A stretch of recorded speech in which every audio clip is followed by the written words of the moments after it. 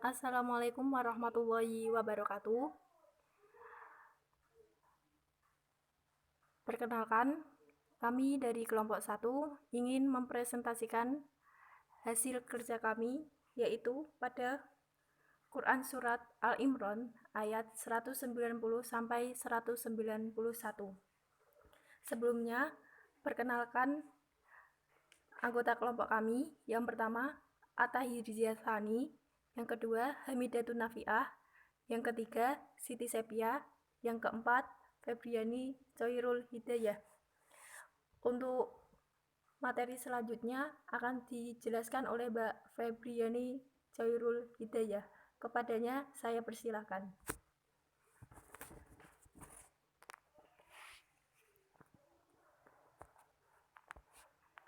Di sini disebutkan Quran Surat Ali Imran ayat 190 sampai 191 yang berbunyi Inna fi khalqis samawati wal ardi waqtilafil laili wan nahari la ayatil liulil albab, yang artinya sesungguhnya dalam penciptaan langit dan bumi dan silih bergantinya malam dan siang terdapat tanda-tanda bagi orang-orang yang berakal.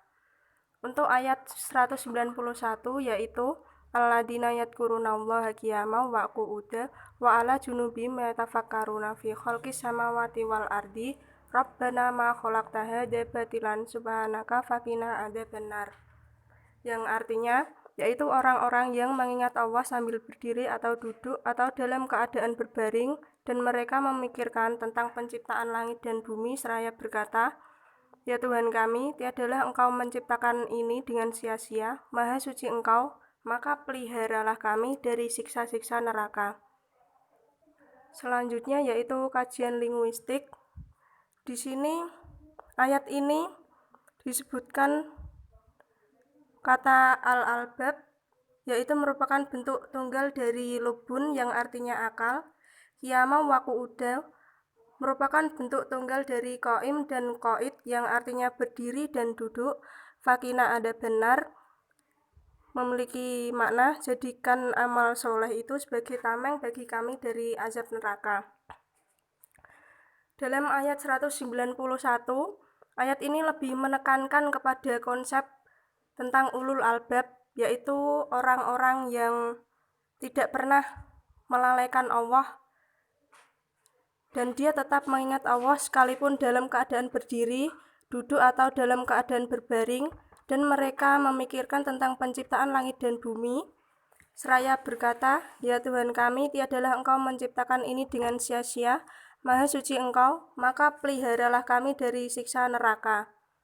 Kemudian ayat yang 191 itu lebih menekankan kepada konsep zikir dan fikir. Orang-orang yang selalu memikirkan Allah atau orang yang ulul albab, dia senantiasa berzikir dan berfikir, karena dengan zikir mengingat Allah dan menyebut nama-nama dan keagungannya, hati akan menjadi tenang, dan dengan ketenangan pikiran akan menjadi cerah, bahkan siap untuk memperoleh ilham dan bimbingan ilahi. Ayat ini juga menunjukkan bahwa semakin banyak hasil yang diperoleh dari zikir dan fikir, dan semakin luas pengetahuan tentang alam raya, akan semakin dalam pula rasa takut kepada Allah, seperti pada permohonan untuk dihindarkan dari siksa neraka. Kemudian kajian konfirmatif, yaitu keterkaitan antara surat Ali Imran dengan hadis-hadis yang ada di dalam hadisnya, yaitu contohnya hadis faqala sholaqa iman jambing fa'ilam tastati faqaidang fa'ilam tastati fa'ala janbin, yang artinya maka beliau menjawab, sholatlah dengan berdiri, apabila tidak mampu maka duduklah, dan bila tidak mampu juga maka berbaringlah. Hadis ini diriwayatkan oleh Imam Bukhari dan At-Tirmizi dan Imam Ahmad. Untuk hadis lebih lengkapnya bisa dilihat di makalah. Kemudian analitis realitas historis. yaitu tentang asbabun nuzul dari surat Ali Imran ini. Diceritakan bahwa suatu ketika orang-orang Quraisy datang kepada orang Yahudi dan bertanya tentang bukti-bukti kebenaran apakah yang dibawa Musa kepadamu. Kemudian dijawab, tongkat dan tangannya terlihat putih bersinar bagi yang memandangnya. Sesudah itu, mereka pergi mendatangi kaum Nasrani dan bertanya bagaimana halnya Isa. Kemudian pertanyaan itu dijawab, Isa menyembuhkan mata orang yang buta sejak lahir dan penyakit sopak serta menghidupkan orang yang sudah mati. Selanjutnya, orang Quraisy ini mendatangi Rasulullah dan berkata, mintalah kepada Tuhanmu agar bukit Sofa itu menjadi emas untuk kami. Maka berdoalah Nabi Muhammad kepada Allah dan turunlah ayat ini, mengajak agar mereka memikirkan langit dan bumi tentang kejadiannya, hal-hal yang menakjubkan di dalamnya seperti bintang-bintang, bulan dan matahari serta peredarannya, laut, gunung-gunung, pohon-pohon, buah-buahan, binatang-binatang, tambang-tambang, dan sebagainya yang ada di bumi ini. Untuk selanjutnya yaitu ragam bahasa akan dijelaskan oleh teman saya, Siti Sepia.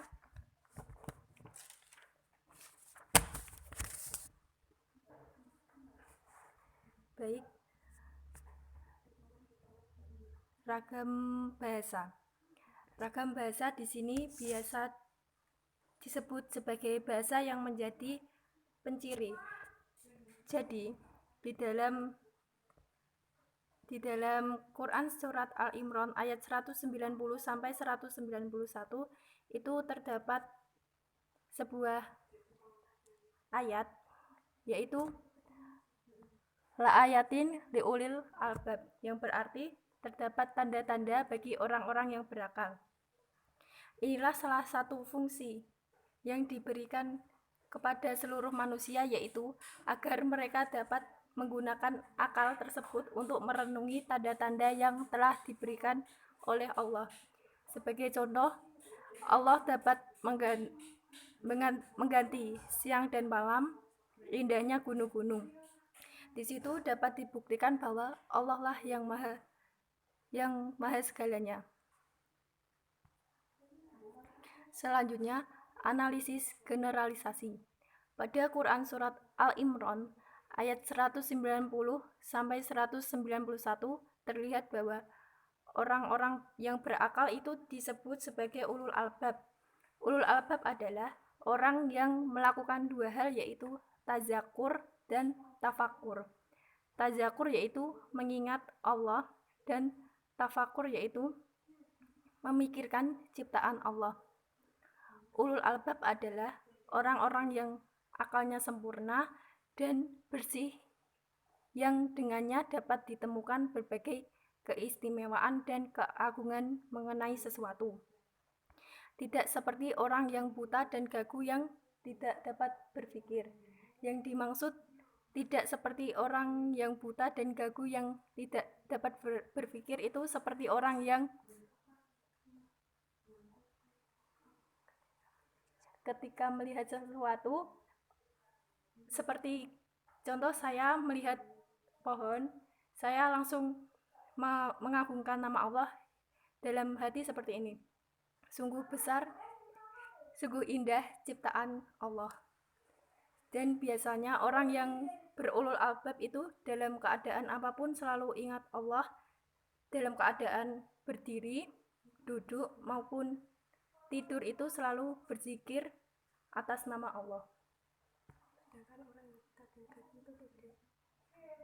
Sedangkan orang yang buta dan gagu itu tidak mengingat Allah. Sebagai contoh, orang tersebut itu masa bodoh terhadap ciptaan Allah dan menganggap remeh atas ciptaan Allah.